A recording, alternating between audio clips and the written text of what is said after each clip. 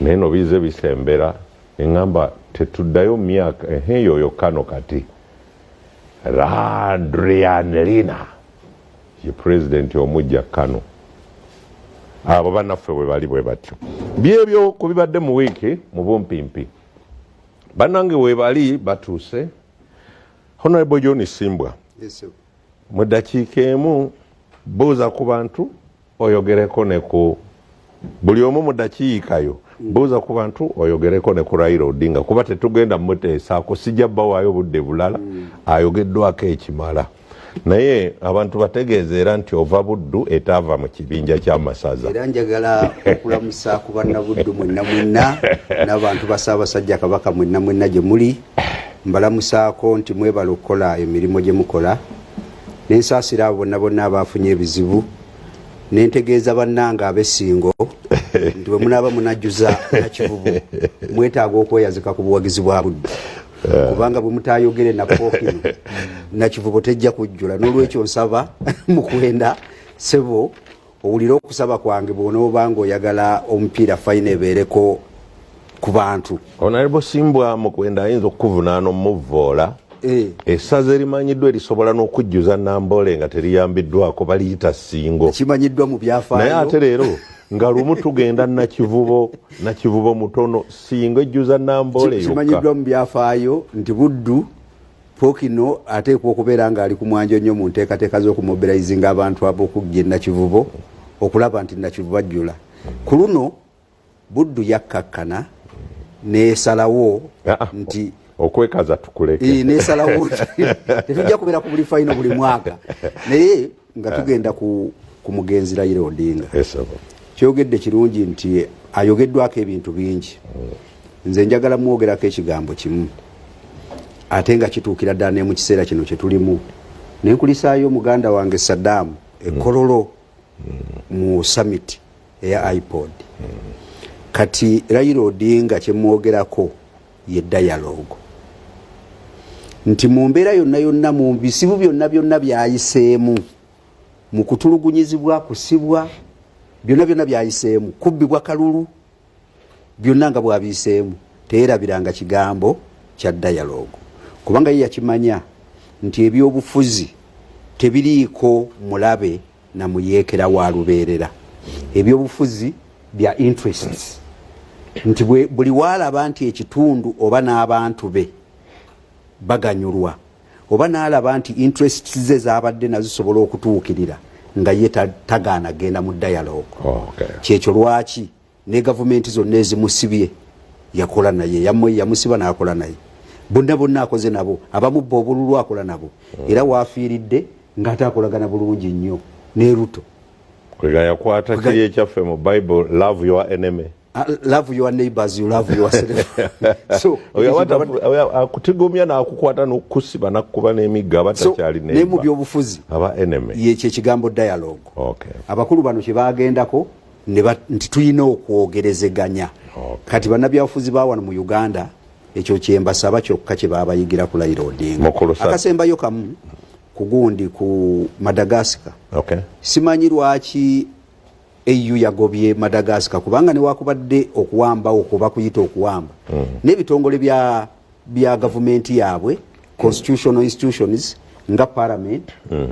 yatudde nejjamu president obwesige eyadduse nemujjamu obwesige n'akakiiko kaabwe akalangirira aba president akasembayo ka constitutional committee ako nako ne kamulangirira tusuubira EU ndowooza eneetuuka netunuulira process eyayitibwamu kyetunuulidde bali we bamaze parliament weyamugjeemu obwesige n'akakiiko kali ate tebaagambye nti amagye mmwe muteeking over kati amagye go gawambi buwambi so nga embeera eriwo kati omukulembeze alondebwa bulondebwa si magye kwerangirira mpozi kyendaba ekiriwo ekibi kye amagye kye gakoze nti amagye gavudde ne akakiiko ke baagalagidde kuba badde babagambye bafuge bategeke okulonda okupya myezi 6 bo ne bagambye bye situbikkiriza ne beeterawo emyaka 2 n'akakiiko akabawadde obuyinza ne bakagoba ne parliament yabawadde obuyinza nayo ne bagigoba oyongeddeko namulwaki balina obbagoba mu AU mukulu Saddam Gayira abatuuliriza mbalamusiza mbadde nwanya okujja nafunyemu kamaleria eggulo ate bwe namize eddagala ne neebaka. Naye ogambye nti Raila bamwogeddeko. Ekintu Honorable Simbwa kyayogedde ekya dialogue ndowooza kyekimu kyekisobola okumusaminga up kubanga Raila Odinga ojjukira bwe yawoza Kibaki anatosha. Kibaki anatosha nga olubakoze omukago naye nga Abakikuyu n'Abajaluo babadde ku mbiranye naye n'agenda n'amunoonyeza akalulu eyo engombo gye yakozesa Kibaki anatosha. Kwegamba abadde mukulembeze ng'ali extraordinary. Ne mu biseera wano we twabeera ne TDA nga tunoonya okulondako candidate omu. Bwe mba mujjukira waliwo enteeseganya ezaakulemberwa Morino Ocampo ne Kofi Annan. Naye ezo bwe zaalema abo bayogera na Raila Odinga yaba atuuza ba candidates ba Uganda era ne bagende Kenya ne batu Raila Odinga n'abatuuza wadde nga bo baagaana okukkaanya naye era olaba nti nno yali muntu ali ku level eyo playing a role etuuza ne ba candidate abatali ba mu nsi ye olaba nga yali muntu ali extraordinary. Naye nze kyensinga okumujjukirako kyesirierabira kwe kugaana okudda mu kalulu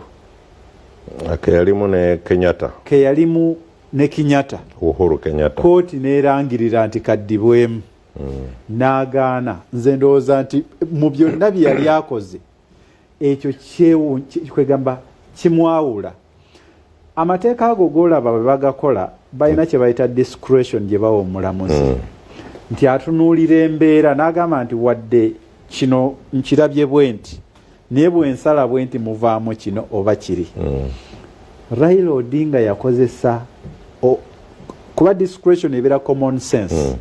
Yakozesa common sense n'agamba akalulu akabaddemu obuvuyo bwe kati okukaddamu biki ebiyinza okuvaamu tetuyinza kukoleeza Kenya. N'agamba kasa kooti ebalaze ebaanise bali ebaanise n'apulling out. Ekyo yakikola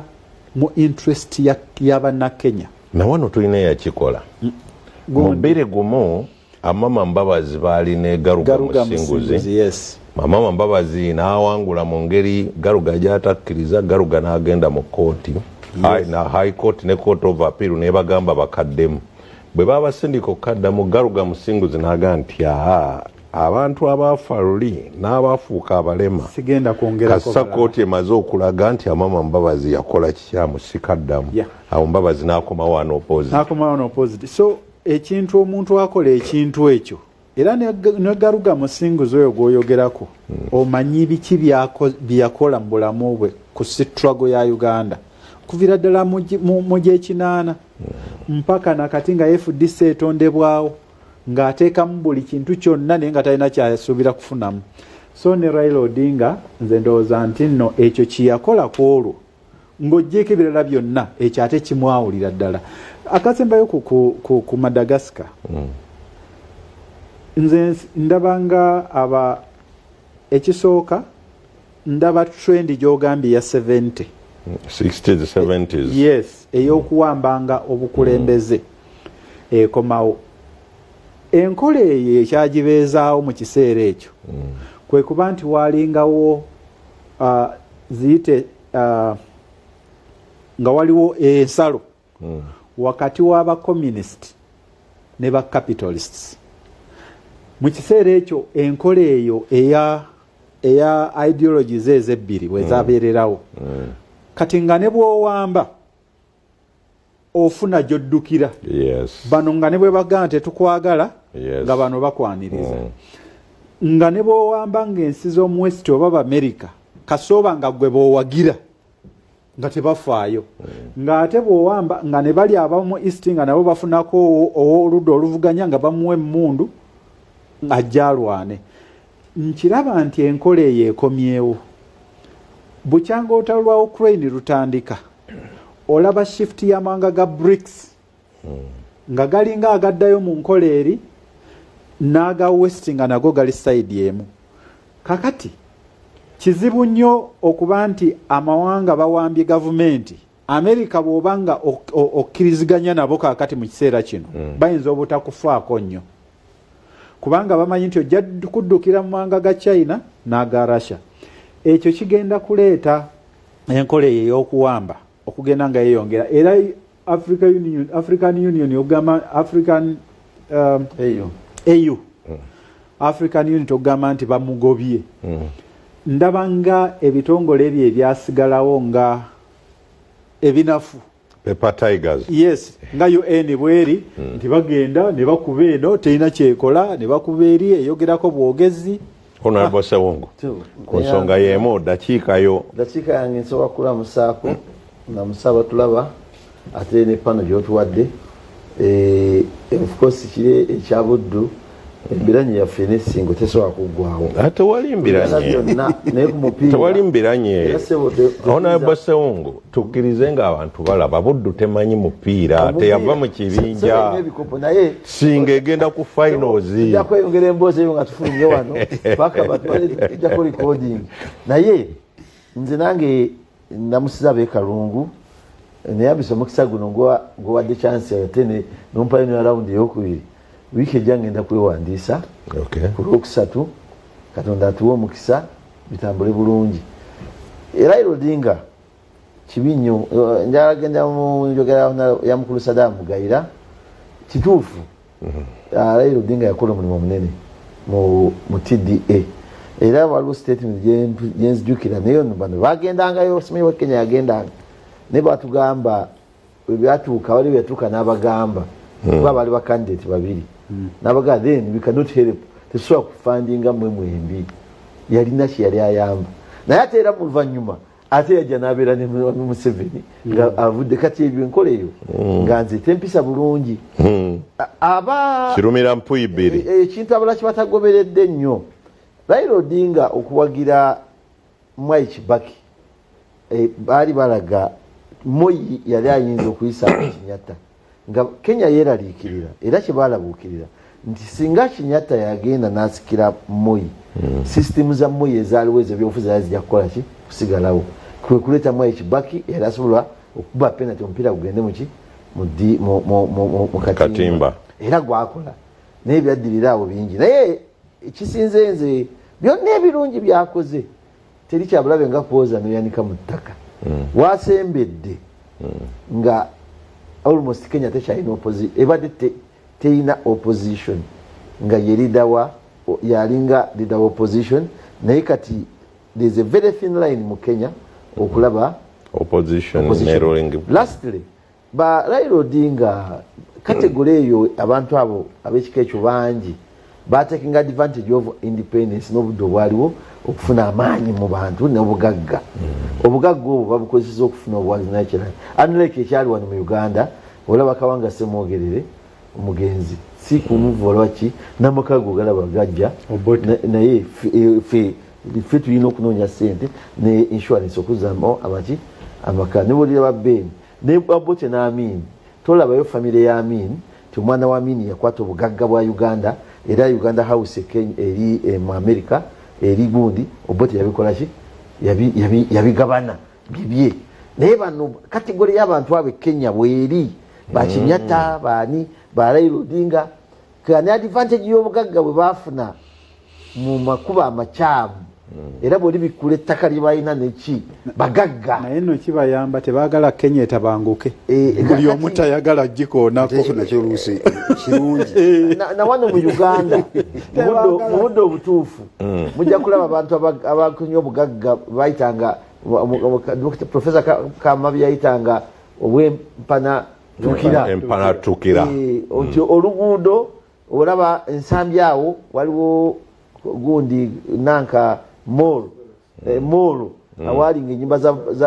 enyumba za poliisi awalinga amanyumba za Uganda Railway ti okudesigninga n'oluguudo luyisa wansi okukola ki esente zaali awo ennyingi nga nannyiniwo ali mu gavumenti yazimba awo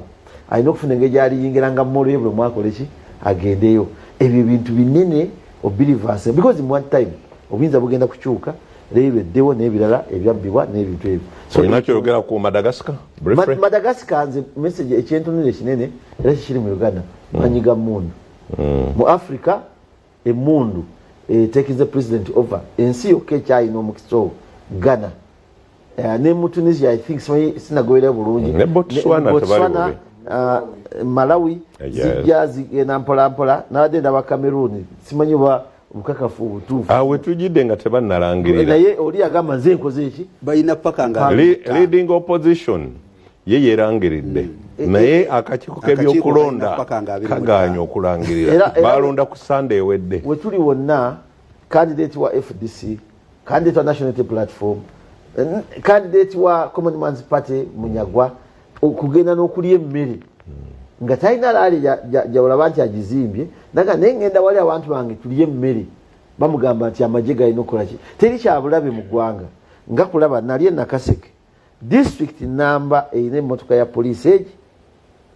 DPC gyatambuza terina mipiira naye twalina omulaali nga waliyo emmotoka za poliisi nga 30 n'abapoliisi kati nga kwolwo okwaliyo candidate wa Nuupu poliisi yeetagisaayo nnyo naye nembwa ewunyiriza ababbi emmwanyi district egikola ki tegiina ago gemaanyi gola mu Madagascar gekola ki gekozesa ag'emmundu African Union mpozi akatono nnyo nze y'omu ku bintu bye neerabira mu mutwe gwange amulake nti sikyasomesa social studies katonda yanyonga nampa obubaka bwa parliament naye kwegamba bwe twasomesaako African Union bwe twali mu primary ng'olinako byosomesa abaana nga naabo abaana olaba nti bali attached to that union joining egatta Africa naye olwaleero ffenna abali wano bameka kufa atwakinga essaawa nti kati kansome biri ku Africa. Actually Professor Lumumba Piero O Lumumba wa Kenya wano ye yagamba nti African Union yafuuka a club of dictators protecting themselves nti bwe batuula bo bennyini nti be bavaako n'okuleetera bali okuwamba anti era y'ensonga y'emu bw'ogenda okwetegereza ennyo ebyobufuzi bya Afirika y'ensonga y'emu lwaki ne Raila Odinga yali tasobola kusakisidinga kufuuka chairman wa commission kubanga baamulabanga nga threat ng'abasinga bonna ba president abasinga amaanyi ate nga opposition omusajja tumuwe lulinga okumanya nti bagenda kulonda chairman nga kiziridi story mu Africa wonna nga nammwe abaana wulira nga munyumya ne mwogera ku president aliyo naki nawe ng'osomesa lesson n'owulira ng'ekola ki esituka so bye byange mukama wange mukulu Harold Kaija agafa mu PFF boza ku bantu briefly oyogereko mu ddakiika ku Raila Odinga bw'oba osobodde ne ku kiri e Madagascar. Neyanza nnyo kojja njala okutwala mukisa guno okulamusa abasajja n'abaza n'abakabaka bwe tukola obuwambe bwa kuno njagala kenso okusulamusa abantu b'ennansana nti olunaku lw'okusatu naffe tugenda kwewandiisa ate era n'okubategeeza nti flaga bearer wa parish y'Ekisuumu w'Ekisimu mwami Sekweyama Haruna yatufuddeko olunaku lwaggulo tugenda muziika ebusiika enkya twali tusimbye wambi olumbi lwamusazeeko nalukola ki naffe tugenda muziika olunaku lw'enkya ebusiika Raila Odinga ndowooza y'omu ku bantu bentudde ku TV nebeera ku ssimu nga ngobera okufa kwe personal yannumye kubanga mbadde mumanyi personally nakamitinga Raila Odinga emirundi 4 Raila abantu olusamu kyamulaba ku face ate sikyali ku mutima nalayimu namawulire omundooza nga era yagezi namugeragana Dr. Besigye nti abala Dr. Besigye nti ku face mukambwe naye bw'omusinkana mugira munyumyane mukuba olwali namukola kinti ne bw'omukola ki asobola okusigala ng'atambula. Raila Odinga ayina n'adde ndaba ogobera okuziika kwe nga ne programu za TV eza music eza Kenya nga bwoga nti kati nowena gwa kuddako music nga boogera ku Raila Odinga n'abali ne programu eza sports nga boogera ku Raila Odinga nti abadde yazimba amaanyi nti teri president wa Kenya kabeere Kenyatta eyafa n'aba n'amaanyi Raila gabadde nako nti abawagizi bwe batuuka ne bagamba mbu Raila byalaba ng'atudde bo nga bayimiridde tebabiraba tebasobola biraba sina kuyimirira nti Raila bw'aba atudde byalaba gwe ne bw'olinya omuti tosobola kubiraba kati ne badde bakuleba nti nga buli kimu kyakola bakiraba akikola mu interest zaabwe era nzukira wagezi wabawo embeera baleeta bano babu owino bajja bakanga nti abavugaga nti abadde atutegeerera abadde baba ngabategeerera nti buli omu bw'atulira ebyafaayo bye okuva mu kinaana nga bamukwata ne kitaawe naye nga ye tazizza musango ng'ekitegeeza muyaga omwana ono ayinza okubeera ki ekizibu ebiseera byota zibayita sabasaba nga bagezaawo okuza mapatizimu nebbanga bo abanakenya badde bamulaba nti ebbanga adde ayinza okuganga nti kaliwabugaye nti nowangula akalulu nokata ne bakubba nokakkana era wiiki 3 emabega yali ayinawe convention gyerannyonnyola lwaki yagenda okukola ne gavumenti nagamba nti nagenda okulanga emmundu egenda kuyingira mu byobufuzi byaffe nendaba nga nyinza okussaawo golowooza lwaki buli abadde awangula nga tayinza kuwummula okujja nga atudde ne baba ojjukira bamubba awo akalulu n'alagira abantu okuva ku layini za telecom waliwo telecom eyo layini mu lunaku lumu basubscribers miliyoni 6 ng'essimu bazivuddeko nga bazikoze ki yes bazivuddeko nti tebamulowooza nko nti ali corrupt era teri kyagenda bayinza nti baba ayinza oba akoze ensobi naye tebamulowoozangako nti kyakoze kubbi waliwo agenzi nawa komenti ngala abasirikale yadde ku CCTV nga kubasalulaga nti ensinzibu abasajja ano badde balaba Raila nga mu DNA babagamba kintu kyekizibu ky'ensi yaffe naye kati bamukubira saluti era nga omanyi gundi bwe yafa muzeeyi Njuba nga baagala omuwa state burial naye nga yajiga dokita n'agamba nti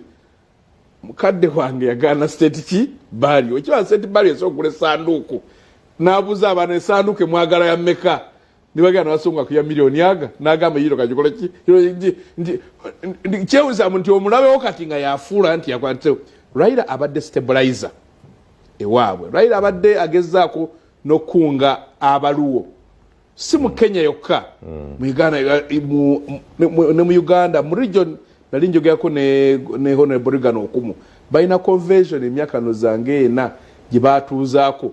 n'endaba abaluwo gye bayita mu Sudaani mu Ethiopia wanga bazimba ekyo abamu kye balabanga threat ngaga nti bano abaagala okuzimba some empire wano mu region Great Lake Region ayinza okuba nga naye kyabadde azimba nti yeewaddeyo nnyo kwa sacrifice z'abadde awange olabanga oluusi ziragawala olwaleero Kenya kyeri credit nenagenza nga buli omu akkiriza mbu agikoze constitution empya okuzimba systems ojjukira no baali bamwogera gundi nga afudde ono musajja we Tanzania Magufuli nti bakwatagana nnyo ekintu ky'okuzimba infrastructure era gundi nga prime minister yazimba nnyo okusetinga foundation gyolaba nti Uhuru bwajja n'asobola okuzimba kilomita 1,000 ez'enguudo n'asobola okuzimba ennyumba emitwalo miliyoni 2.5 ng'agamba tetusobola kugamba nti tukulembera abantu ng'omuntu ali ku besi tetumukuteeko kuba awo tweyagala Katonda nnyo ku Madagascar mbadde nfollowinga Madagascar ye script ye munali njogera n'omuwala yali atambudde n'olugose n'Obasanjo era kinebaza Dr. Messi yansinkanyiriza abasajja abenkalani Olusegun Obasanjo yali president we Nigeria nga tuwogera ku Tunisia n'alaga revolution y'abantu bwewambibwa era kino kyembadde ntera okwogerako ku mpewo zonna nti border systems mutuuka ne mulaba nti ng'obuyinza bwe bugwa ate basirikale kubanga basirikale bannekyemali bagikuuma nnyo nga institution yo nga weeri kati abantu beerwanyeeko ne bapushinga gavumenti abasirikale ne bajja ne bagirondawo abagundi beerwanako abantu be Egypt abantu be Sudan abantu aba Algeria abo baagaana n'abe Tunisia abantu be Burkina Faso abantu be Cote d'Ivoire amagye ne gajja ne gatwala kubanga nga tewaliiwo opposition ezimbiddwa gy'olaba mbu erimu abakulembeze bogamba nti bano ensi eri safe kubanga amagye bwe gawamba gasooka okuwamba mu Ivory Coast about 1999 around there gaga ne gakima general yali awumudde Gino Dige nga civilian ganti akatuteekewo omuntu afuuse civilian yaba akulembera kakati abanayafuzi ba Africa bwe bakwata obuyinza battanyi balowooza mbu kibayamba nnyo mbotire eddala olabye eddanga mu opposition tewakyali omuntu alina kanegusi goga nti Saddam bwakwata obuyinza nti oyo mutte credibility yo gikola ki buli kimu okitte kakati naga nti nze kansigaze bano baprefect bange abasobola okunkuuma kakati ate nabo oyine bwabeera musiru mubajja mu bantu addayo eka nga abantu bakaba unemployment ebbula ly'emirimu addayo eka nga abantu boogera ku beeyi y'ebintu bwerinnye addayo eka abantu nga boogera ku ddagala nga boogera ku nguudo naye agenda okulaba nga n'ebyo nfuukidde kakati naye bwagenda wano mwami Museveni kyeyakola n'ajjawo officers messes abasirikale mu gye baatuulanga ne banyumye ku bigenda ki mu maaso naye era batubeeramu era nze mbasinkana kale ntivi kwebali obasa kaja byogedde ebiina byange nate kino sakkiriza naye kino ate singa wayonge kati gobolowooza mbu roboti naye nga nazo zisobola okufuula kati bambi adwadde balowooza nti omusajja bamusindise bamusuuziza ekintu kyabwe kati bamaze okimusuuza abasirikale kakati ebisooka asooka okufa aba constitution addako palamenti ne institutions olowooza kati bazimba ekyabwe ne bakulimba emyaka ebiri ne bavuga ena era ndowooza eyalinako ekisa yali General Abdusalam Abubakar we Nigeria nga gundi amaze okuva Viagra Asana Abacha ye naga yakwata obuyinza naga nti Nigeria mu mikono gyaffe ab'emmundu tebadde nnungi ki n'akatono era mu kalulu bwakalabamu Obasanjo byamawe mbuuza kiki kiwaleka mu State House kyokimye nate Ochembo Obasanjo yasiiba weeks 2 ng'asaba Katonda musajja takola ki teyekyusa n'amala n'amuta era ndowooza awo omuntu eyata Nigeria yali omusajja Abdusalam Abubakar naye abantu bangi tebamwogerako ne singa yagamba nti alemeddeko jjukira Abacha yali aleetedde mugundi ono Mashude Abiola amuttidde mu kkomera kati kyalaja nti buli akwata akole ki akikwate wali badde nga Nigeria mu nsi mulina okubeeramu abantu abasobola okutuuka bamanya nti ekimala kimala tweyanziza egeesebo walibaddwawo ambuuza mutabani wange Musisi ku First Saloon Emityano ngambye kuoli ne banootereddeko abantu angaye maaso ga Mboona FM wadde wambuuza nti kati abadde ayagala nti mumanyikaani kati ali mu bukulembeze bw'opposition e Kenya ndowooza mu bumpimpi tewana naye nalabyeko eggulo nabadde ngoberera ne bagamba interim leader waabwe ye mukulu wa Odinga bamuyita Oburu Oginga ye mukulu wa Raila kati bagaye interim ye w'ekiseera n'omulala mbuuzizza nti kuba yabadde alowooza nti abaana bwa Odinga tebayinza kutekinga over tebali nnyo political negundi ali political eyali ali nnyo omuwala gundi yes Winnie Odinga yalina abaana bana waliwo mukulu gwe yali atomye Fidel Odinga oyo mukama yamutwala waliwo Rosemary Odinga waliwo Winnie Odinga ne Odinga Junior kakati alina abaana basatu abawala naye ndowooza Winnie yalabikanga azze nnyo mu politics naye amubeeramu kubanga omayimbo mu kali kyabwe abaluwo omwana last born bw'abeera muwala yalina okulabirira kitaawe paka. Okay. Bw'abeera mulenzi yalabirira nnyina ki. Kati Winnie being the last born. Era isingo faade balitera okukyerera ku ODM oyo omwana ali central era ne bwokebera archive za ODM laali zaawe zonna ojja kulaba Winnie. Genda ku Facebook ye ali very very political. Kale katukomeweka. Njagala olwaleero tutunuleko campaign zino bwe zitambula ez'ebyobufuzi. Abakulembeze abagenda mu campaign bye boogera bye bakola naye nja kufuba nnyo oba gye nandisoose bwe mutudde wano soogerangako nammwe ku nsonga ya iPod etabudde mulaba mutya gye tuba tusookera oba ndoza gye twandisookedde eri tunayita naye nga tetunagitandikako kano onaibo sewungukako weewawa abasomesa banawulidde yani akulira ekibiina yagaye bakkiriza okuddayo ku mirimu naye kino nze ng'omuzadde konsania yadde olowooza luno si lwe tugenda okusinga okufuna abaana abagudde nnyo ebigezo lwa nsonga bbiri emu bukya tuddamu kusoma masomero ga gavumenti abasomesa beediima lwa ssente zaabwe ensonga emanyiddwa that's one kati ekyo kyekimu tewali kuteekateeka baana ekyokubiri abaana bagenze mu bigezo ekyanze kyembiri kuno empulya UNEB ng'erangirira simanyi nti tudeployinze abapoliisi simanyi 10 mmeka be bagenda okukuuma ebigezo I can imagine omwana ng'atudde ebigezo nga mukoli kakati nga in addition to that ku baana ebifaananyi bye balaba poliisi bwe mutunka nayo bannabyabufuzi omanyi yafuna that bad image kati mu bantu omwana amala okulaba poliisi bwetunka ne basewungu ba Bobby ba Saddam ba Kaija kati ng'amulaba yamuyitako bw'ati ng'akuuma ebi omwana oyo agenda kukola ati results ze tusuubira waliwo n'ey'okusatu curriculum bayingira mu mpya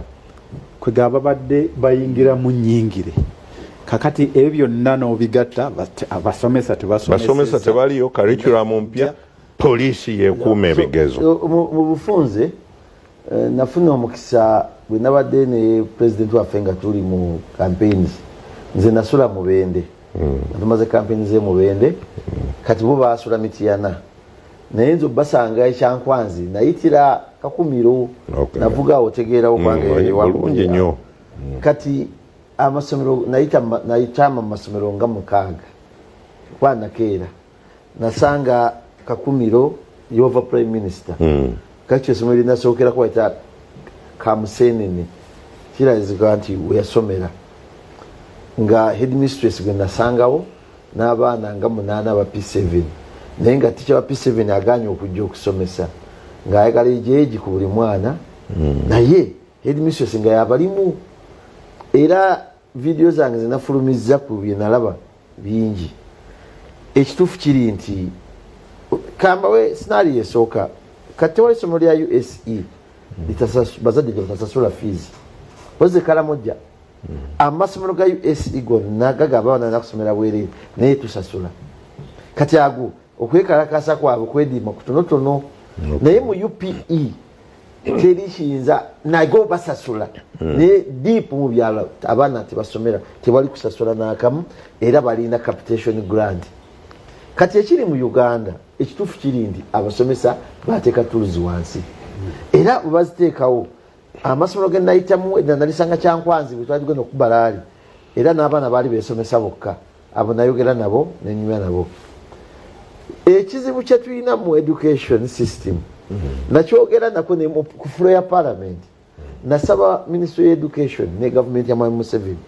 ekwate tiimu yabwe egendeko ku malaalo g'oboti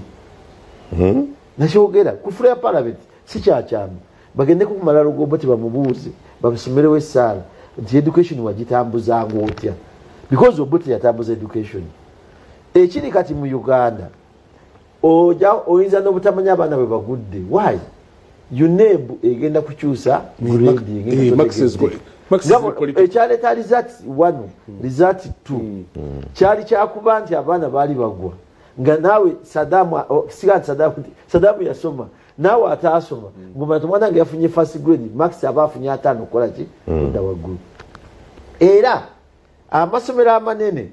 okuwa abaana St Mary's College Kisubi na Bingo baddeyo ne banoonyeza ddala max eziri ku baana naye nga ne balaza result ki 1 kati result 1 result 2 yagendera ku gaffe amufuna mpola ate wasinga abaana baki abangi olwaleero nakyogeddeko ne ku programu gye nabaddeko UNEB setting ebigezo ekusinziira ku syllabus gye baagiwa oba oyagala toyagala erina okusettinga ebigezo oba byangu oba bizibu nebiina kuba muki mu syllabus naye infiltration eri mu education tekyalina independence yayo nga bwe yagiina edda nti bayinza nogaa nti musettinga ebigezo bwe biti bifiitinge mu baana mu mbeera ekoze eki eriwo kati product yojja okufuna yendala oba ne bagamba marking scheme mugikyuseemu results grading ekyokubiri ekintu ekiri mu Uganda ekisingira ddala obuzibu nti teri kati awa gavumenti magezi bonna baminisita bagamba ti nga luli bwewagamba tekuli minisita ayinza kuyimira mu maaso ga mwana lumiyingu kwange muyusomesa nganzi erinnya erisita lyogera tekuli minisita Kadushu ayinza kugamba mukyala Museveni ti ensonga eri bweti ne bweti nebalinda kyakola ki bwe twali tu parliament ugimanyi kati parliament gye tulimu your insinuation olinga ogamba nti minister of education kyekizibu kya education koze emyaka 5 talabiseeko ate tugenda mujjako ne kumuvetinga tiyapiyaringa mu committee tuli emyaka emeka 5 actually kyenjagala nkubuulire as we talk now bagenda kuza etteeka linali nkubye okufuna ya parliament the national teachers bill ekyankubye etteeka eryo nga balikoyanga Uganda Law Society bwefuga ba lawyer nti olina okuba oregistaringa buli mwaka nga bagamusasa nasala bene degree bibalita byonna bigenda kukateringa muki nalabyeko n'ababeera ku lukiiko olufuga essomero balina ebyo byonna naleta minority report ku floor ya parliament yaseyiringa speaker n'atula n'abaministry nakibamala mu office ye nakaniye wano wayambalira omanyiwo they spent like 3 hours nga parliament yali adjourned kati ekyogenda okusanga mwami Kaddu Mukasa olwaleero obuzibu obusinga obunene abaana abasinga bali mu UPE obungi era njagala nkutegeeze ekintu kyoterimbanga mu bulamu osobola okukwata abasomesa nobasika n'emigwa mu bulago bwoti nobasika nobatwala mu kirasi nene babeerayo nga tebasomesa administrates gwe nasanga saagala mwogera mannya natulina bye yali asomesa nembiraba era nabitegeera nemanya nti ono ayamba P7 naye loolo yeesinga kubeera muki mu office by the way bwetwogerera kati abasomesa abadduse mu busomesa abayitirivu era mu district za Uganda bw'oba yagala kifo kya busomesa ng'onoonya busomesa kawu enkeera akuweerawo omulimu kubanga wejibiro agikola ki abagiina nti bakaddu basewungu bapita ngeza amanya abadduse mu busomesa ogenda mukolebera biki bangi bagenze Dubai ensi eri soba mu Luganda soba nkigambe ntya ensi etambula obulungi tesobola kubanga abasomesa beediimye emyezi emeka 2 oba 1.5 ng'ekyali nnomo mulimu campaign yadwadde yayita dda parliament nekola ki netuula speaker wa parliament yasemba okutuula mu deputy nagenda mu office ye nga nja kulezinga mateo nanga nti mukyagenda nti yanyize nnyo bano twayisa sente biki amama mbabazinga prime minister yanyize nnyo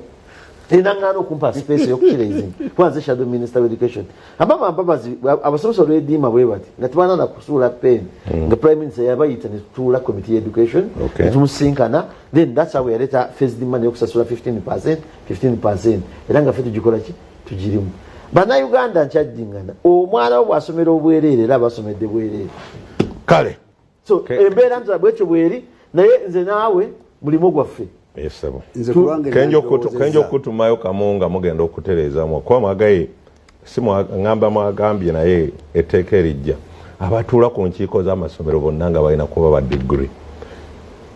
sikyannemye okutegeera naye akanga akalimu akazibu nti mwe abagenda okukiteesa ate mwe babasaba siniya 6 yokka kati omusomesa wa nasale mumwagaza diguri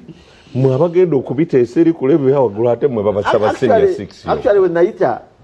waliwo essomo nga abiri ge nasanga zo nasale bweziri naye mu masomero ga UPE wali nasale eri internally managed si ya gavumenti era eyo nasale headmaster n'abamaninga board y'essomero bagirinako control. Abazadde basasulira ddala esente nyingi. Kati obala abo baali basoma naye nga abalala tebakola ki? Kanzire mu iPod. Waliwo akantu kamu ke mbadde njagala okugamba Mukulu Ssewungu. Nze ndowooza tuve ku by'okubikka ku maaso bannayuganda ebya okuteekawo akatambaala. Kituufu nga Ssewungu bw'agambye abaana baffe, abaana b'Abaganda baffe, abaana b'abannyinaze baana baffe mbutuufu tebasoma. Ekifaananyi weekiri nti basoma era bamalako emyaka 7 ne bamalako 4 naye nga tebakola ki? Tebasoma. Ekituufu kiri nti abasomesa baweddeyo muki mu masomero. One time nawandiikirako mukyala Janet Museveni naye ne banziramu era nga mubuulirako bizibu bye nasanga mu Masaka City kubasomesa. Abasomesa mu masomero tebakyaliyo. Osanga essomero nga lirina staff eya gavumenti y'abaana basomesa bana lirina ebibiina 7 naye nga lirina gavumenti teachers 4 primary gyenjogerako. Kyokka nga klasi omusomesa yandibadde asomesa abaana aga kati ekiriwo mu masomero maximum 5 kankamalirize kano ekiriwo mu masomero abantu kye batabalaba omusomesa ayingira ekibiina from Monday to Monday ng'akibeeramu omu nasomesa okuva ku makya ku ssaawa 2 paka ssaawa 9 omuntu watya n'abamu na 11 kati ebyenjigiriza byo bifu. Nze kyembadde ndowooza Mukulu Ssewungu okyalina omukisa okyali mu parliament ate gwe shadow minister tuve mu bino ebyokwogerera mu parliament wokka wabeerewo omuggundu ogw'okumobilizinga bannayuganda abazadde beesasulire ku ssente basasule abasomesa. Omayinza ekinnumya ennyo ku mulembe gwammwe aba NRM nga mmwe muli mu buyinza nga mmwe muyina gavumenti esingamu abantu abayivu abatabangawo ku mirembe emirala gyonna. Education woyogerera weesinza okufiira lerako Mukulu Kayija alina kagamba. Neyanza nnyo kojja yakwebaza Honorable Ssewungu. You see, twafunye ekizibu mu ggwanga muno tero kyogerako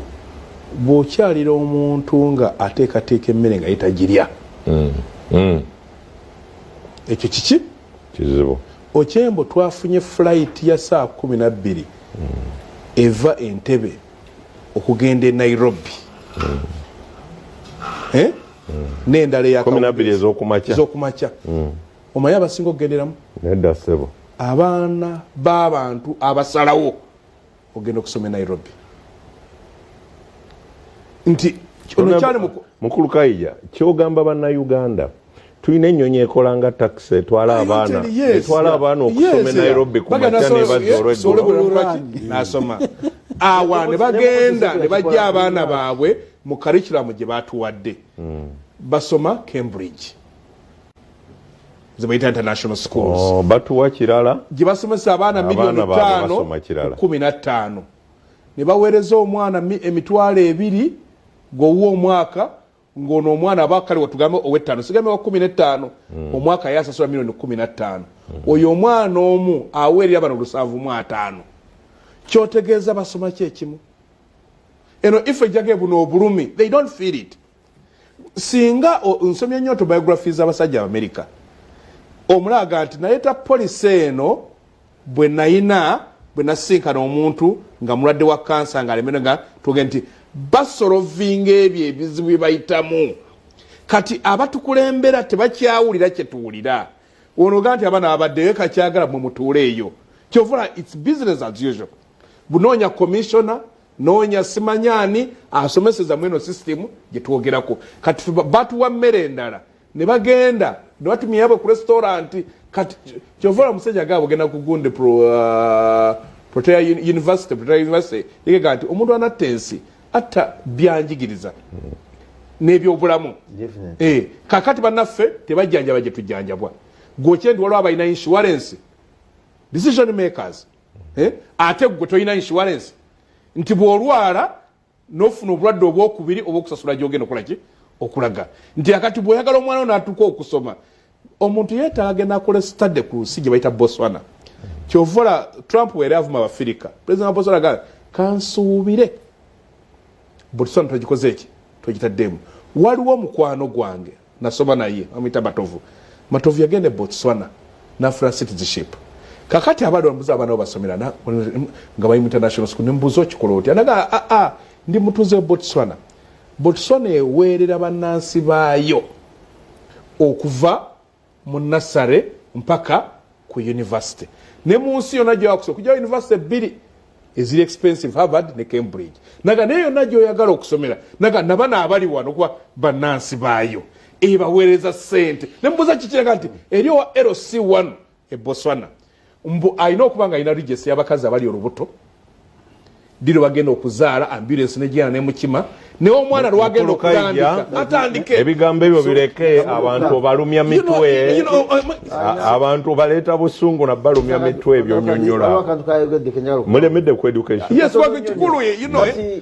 okwanga remedy ino okubaawo tulina okufuna ekintu mu Uganda nze sikiti bwoli mu kristaayo nze ndi mukatoliki ono musiraamu nono mukatoliki mumanyi kaija mukatoliki kati Rwanda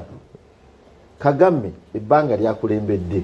abafuga education bakatoliki kubanga government yawe terina maki masomero era teri decision ekolebwa mu education nga Catholic Church tekoze eki teyina kyobala abasomesa bangi badduse Uganda bali luddawa bw'ogenda mu Uganda Education Act foundation bodies zalina amaanyi mangi nze sirina kyentya nkiddinganira bishop wange mugamba the Catholic Church Church of Uganda no emizigiti abasiraamu bonna abakulembeze b'eddiini basuulawo education kubanga amasomero agatambuza education singa tigatambula singa tigaliwo gavumenti terina maki masomero kati bishop mukomeko mwange wa express genda obuli ebyayogera ku education byayogera byonna njogedde mu kristaayo Archbishop Kazinda balina okutuula baddemu oninga education because kati control education eri mu private yefuga government private byeyagala byekola tosobola nga nti olina amasomero Rubaga Girls Rubaga Boys Uganda Matters gakola bulungi ate Rubaga Boys eya UPE nganji ngafu Villa Maria St Francis eyasomera mu Benizo Kiwanuka Governor wa Bank of Uganda yasooka mu biru bali abo naye bava nga etudde ekulamboliza etudde wa kutaka. The challenge is on the Catholic Church, is on the Church of Uganda. Balina okudda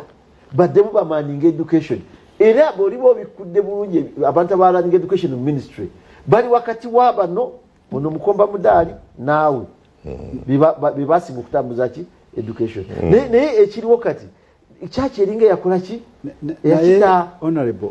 ebintu ebiri mu education bwe baba bakugikyusa bingi kubanga amasomero tugeze tugamenye kuba ga government namagonga ago tugaita government aided yes amasomero ago government eteekawo etya nti omwana asasula oba giyite unity nti sente zaawa mulino nezaawa muliri okuziditamininga kubanga egawa sente iyo gavumenti buli mwana ababa bamukozesaako sente meka ebawa misaala yes abaana ebawa misaala kakati mukubawa emisaala abasomesa baayo bati bona Sadamu wagenda twamproga kyenjala kunyonyole kati at least eri enungi ate okibuuza kirungi nnyo gavumenti emabegako yalina amaanyi ng'erina kukola amasomero ga Uganda agawansi gabe g'amaanyi nnyo abantu badduke muganda agasaba sente ki ennyingi kati ekyo kyabeerawoko n'abasomesa nga badduka eri nga bajja muki mu gavumenti kati olwaire bwe mwadduka anoonyawa and actually kyoyogerako fe we twabeerera nga tukyali mu myaka emimpimpi emityana eyo nga amasomero amalungi ge ga gavumenti abaagendanga mu private ngoba waggudde kuba government yesinga ne mu secondary mu secondary nga bw'otojja wali namukozi omugaga bw'alemererwa mbw ate gwokola emityana nga bw'otojja namukozi n'ogenda mu private gundi secondary school nga tumanya waggudde naye ensonga ya Sadamu erina okutunulwamu era nga education etereera actually Gonsonga mukulu Saddam naleta kuwa nabakulira naddala amasomero g'obwannannyini omuli Dr. Wako mukulu Kirabira n'abalala ne mbabuuza ku nsonga eyo kuliko n'omukyalo omu somero liggayaze eno nagaa gavumenti ebawa everything naye ne musasuza abaana obukadde 2.5 kubaawo kyali kivuddeyo nga gavumenti egamba private ziseera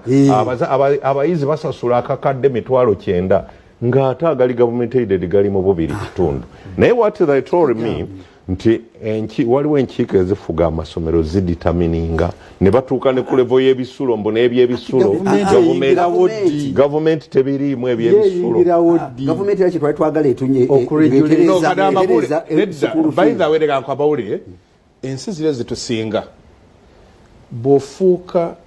minisita wa portfolio emu oresigninga business gyobadde okola ki gyobadde okola kati osanga wano minisita w'ebyamafuta ng'alina petrol station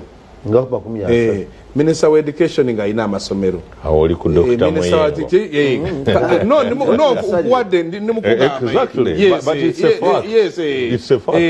kakati bw'obeera mu mbeera efaanana bwetyo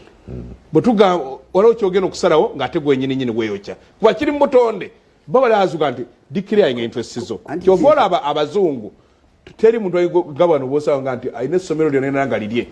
abeeramu na shares gabaga mu period ng'oli minisita shares zikole ki zitunde ojja okole policy nga towulira nga gwe yeekuba mu akola suicide kati wano buli omu akola bintu ebiyamba ye oli ali mu revenue ate naye musuubuzi nabadde ndeeta ensonga eyo kulaga complex kwega buzibu bukiri mu kigazi eyuke bw'oba ng'osula mu lubaga kusomera mu lubaga tosobola kuva mu lubaga kugenda kusomera walala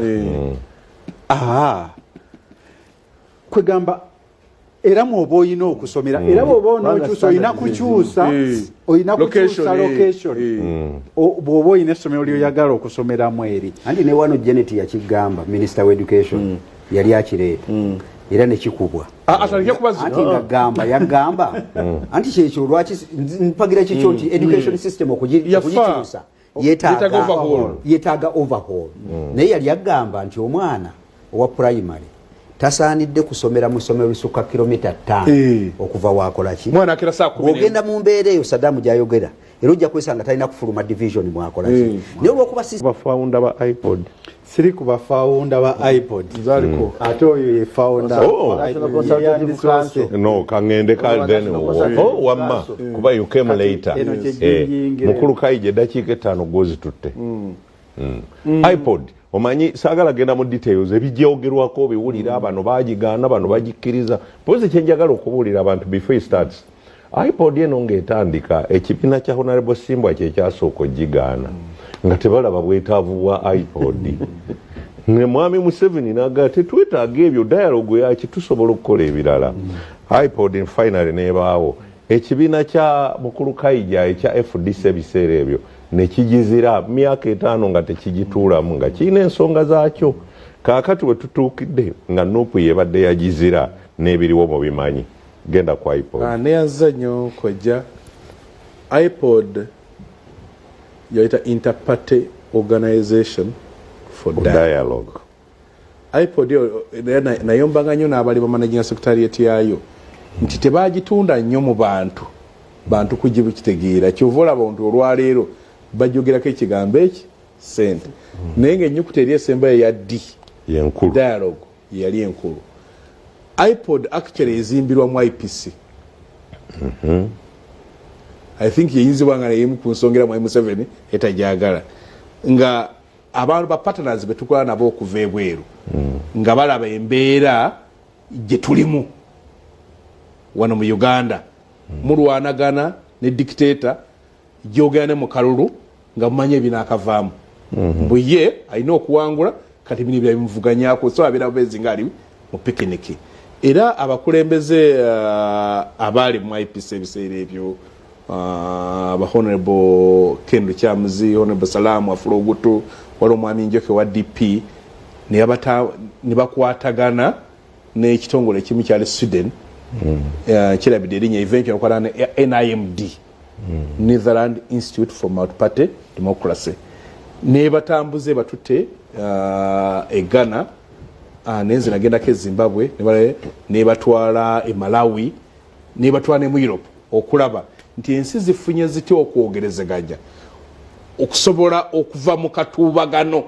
kezirimu akatubagiro so nti bw'otumya ekyali e Ghana enkola ng'eya iPod y'okwogerezeganya yetuka okukkirizisa rollings nti obudde butuuka n'okola ki n'ota era ne wabeerawa akalulu rollings n'ata ne balanga okula kati Ghana era ne babeera nsafuki e Malawi era NIMD ekola ne Mugunda ekola e Zimbabwe ekola ne Kenya n'ensi endala ziwerako nga 7 kakati bwe twajja wano tugamba nti katandike ki kakati ne bagamba tubayite muyina ssente ffe tugenda bawa secretarial services secretariat